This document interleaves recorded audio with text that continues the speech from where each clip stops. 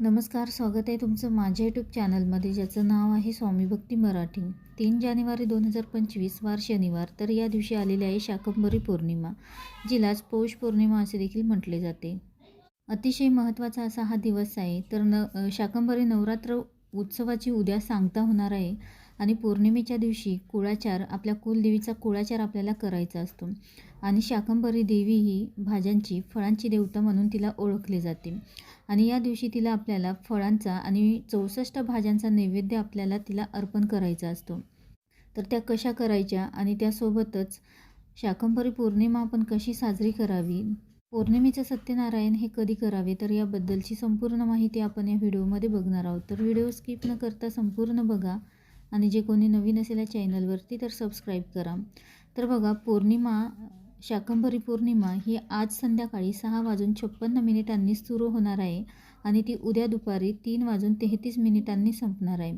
तर पौर्णिमेचं जे सत्यनारायण आहे तर ते कधी करायचं, तर बघा 3 तारखेला आपल्याला सत्यनारायण हे करायचे आहे. कारण 3 तारखेला पौर्णिमा जरी 3:33 संपणार असेल तरीही उदय तिथीनुसार, म्हणजे सूर्याने बघितलेली पौर्णिमा ही 3 तारखेची असणार आहे. त्यामुळे आपल्याला 3 तारखेलाच पौर्णिमेचं सत्यनारायण हे करायचं आहे.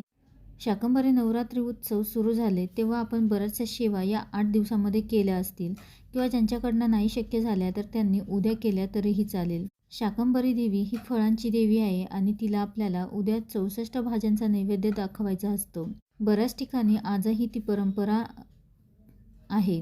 तुमच्याकडे जरी 64 भाज्या जर तुम्हाला मिळाल्या तर आवर्जून तुम्ही त्याचा नैवेद्य देवीला अर्पण करू शकता किंवा जितक्या मिळतील तितक्या भाज्या करू शकता किंवा तुम्ही वरण भात आणि भाजी पोळी, एखादी भाजी आणि गोडाचा काहीतरी नैवेद्य तुम्ही जरी दाखवला तरीही चालेल.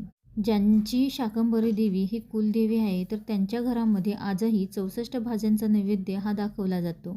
आपल्या घरामध्ये कधीही अन्नधान्याची कमतरता भासू नये यासाठी शाकंभरी देवीला 64 फळं आणि भाज्यांचा नैवेद्य हा दाखवला जातो.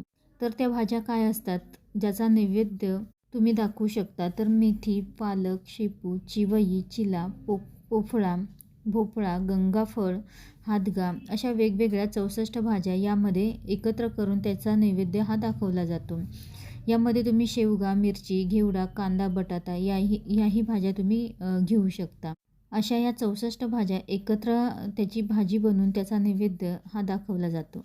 ज्यांना हे शक्य नाही त्यांनी वरण भात, भाजी पोळी याचा नैवेद्य दाखवला तरीही चालेल. त्यासोबतच बऱ्याच ठिकाणी पुरणाचे दिवे देखील बनवले जाते, तर ते देखील तुम्ही बनवू शकता. फुलवाती आपल्याला घ्यायची आहे आणि 2 वातींची एक वात बनवायची आहे. 21 किंवा 11 दिवे तुम्ही बनवून देवीची आरती करायची आहे. यासोबतच आपल्याला सेवा देखील करायची आहे. आपल्या कुलदेवीची सेवा करायची आहे, कुलदेवाची सेवा करायची आहे. ज्यांना या शाकंभरी नवरात्रीमध्ये काहीच सेवा करणं शक्य झालं नाही तर त्यांनी या उद्या एकतरी श्री दुर्गा सप्तशती या ग्रंथाचे पारायण तुम्ही करू शकता.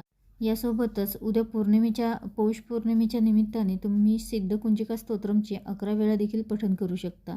सिद्धकुंजिका स्तोत्रमचे तुम्ही 11 वेळा पठण केल्याने तुम्हाला दुर्गा सप्तशती पारायणाचे फळ मिळत असते. यासोबतच भगवान विष्णू, माता लक्ष्मीची देखील आपल्याला सेवा करायची आहे, कुंकुमार्चन करायचं आहे. श्रीयंत्रावर आणि आपल्या कुलदेवीचा टाक असेल तर त्यावरती आपल्याला कुंकुमार्चन करायचं आहे, श्रीसूक्तम पठण करून. यासोबतच व्यंकटेश स्तोत्राचे देखील पठण करायचे आहे. जितक्या सेवा तुम्हाला जमतील तितक्या सेवा तुम्ही या दिवशी करू शकता. त्यासोबतच या 8 दिवसांमध्ये शाकंभरी नवरात्रीमध्ये एकही दिवस तुमच्याकडनं देवीची ओटी भरली गेली नसेल तर ती देखील तुम्ही उद्या भरू शकता. तर या अशा प्रकारे तुम्ही शाकंभरी पौर्णिमा ही साजरी करू शकता.